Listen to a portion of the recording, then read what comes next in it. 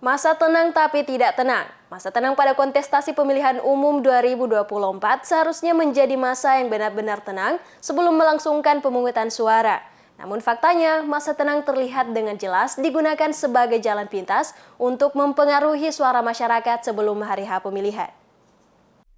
Masa tenang terhitung dan berlangsung selama 3 hari sebelum hari dan tanggal pemungutan suara.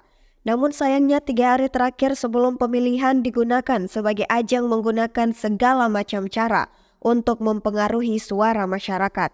Salah satunya seperti gencarnya para oknum mendatangi masyarakat untuk memberikan uang atau dikenal dengan money politik, guna untuk memilih calon yang didukungnya. Berbagai langkah antisipatif dapat dilakukan ke depannya, menegakkan pengawasan dengan maksimal, menjadi pemilih yang otonom dan dibutuhkan kontrol dari masyarakat. Iya, yang pertama seharusnya Badan Pengawas Pemilu lebih masif bergerak dan mengawasi ya, karena memang kita sudah jadi rahasia umum bahwa 3 hari tenang itu biasanya justru menjadi hari yang paling tidak tenang bagi peserta pemilu. Mereka akan banyak sekali yang kemudian akan melakukan segala macam cara untuk menarik simpati dari pemilih sehingga kemudian pemilih bisa menjatuhkan pilihan mereka nanti di hari H. Maka harus dilakukan langkah antisipatif, menegakkan pengawasan dengan maksimal, kemudian aparat hukum juga harus intens untuk mengontrol dan kemudian mengawasi situasi yang terjadi di lapangan.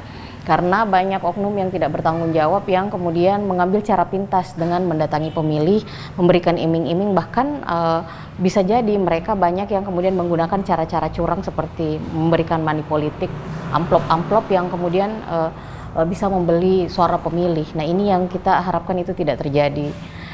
Kemudian yang kedua adalah bagaimana circle pemilih ini menjadi pemilih yang otonom. Kita berharap kesadaran dan kecerdasan pemilih itu bisa maksimal sehingga kemudian bisa saling mengontrol di dalam anggota keluarga sehingga mereka tidak kemudian terbuai dengan money politik yang kemungkinan besar akan banyak digodakan kepada mereka. Saya kira itu. Yang ketiga, kontrol masyarakat sih sebenarnya. Jadi ketika masyarakat aktif melakukan kontrol, melakukan pengawasan, ada indikasi upaya untuk membagi-bagikan money politik untuk membeli suara rakyat, maka masyarakat harus aktif untuk melaporkan hal-hal yang mereka dapati di lapangan seperti itu. Masa tenang seyogianya para peserta pemilu tidak melakukan lagi kampanye pada 3 hari terakhir sebelum pemilihan. Tidak lagi terlihat dan terpampang alat peraga kampanye dimanapun. Masa tenang digunakan sebagai masa kontemplasi untuk merenungkan dan memastikan pilihan. Iya, masa tenang itu kan seharusnya tenang ya, masa tenang harusnya tenang.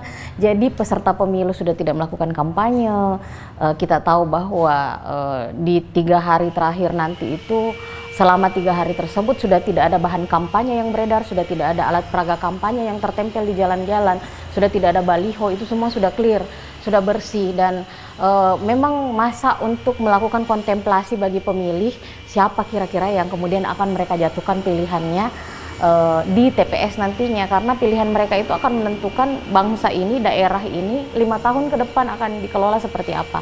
Jadi memang butuh seharusnya itu masa kontemplasi, itu masa tenang untuk kemudian merenung, memastikan pilihan dan kemudian memastikan bahwa pilihan tersebut adalah pilihan yang paling bijaksana yang akan mereka pilih di hari H nanti.